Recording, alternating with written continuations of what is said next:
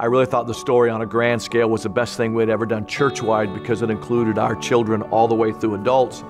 Last year, when we finished the story, we had had such a positive experience doing something that was intergenerational.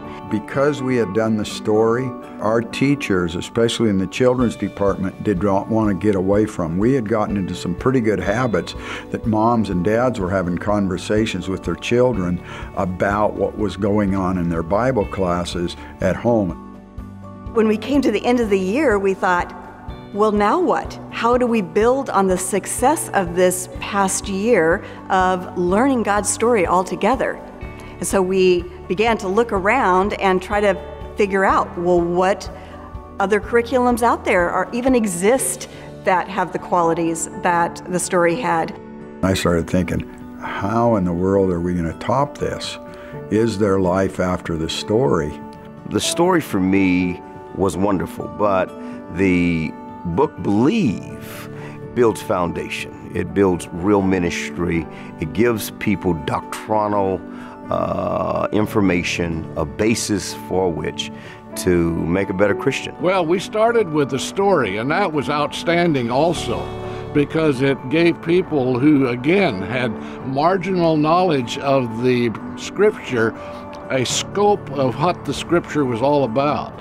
It's one thing to know the story of God, but it's another thing to understand the content as well as the context and really the theory of what we believe.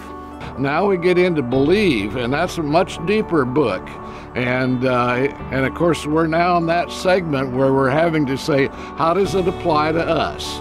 And that has been hard for some people, reinforcing to most, though. The Believe sermon series that we've been doing at our church has stood on the foundation of the story that we did last year. The story was a timeline, and the highlight of the Believe sermon series is taking our fundamental beliefs, the tenets of our faith, and drilling deep into each and every one of those faith statements that we have at our church. And in fact, some of our new believer courses, we've been able to actually not do for the last 2 years, because what's better than learning God's story in Scripture, knowing the whole Bible, and then discovering what it is that we believe and what that looks like when we act it out in real life, with the hopes that we really will become the people that Jesus has created us to be. The Belief series came to our church after the Story series. And so the story let us all know what the Bible is about. And now Belief lets us act out that Bible, lets us live our lives as a Bible-believing Christian.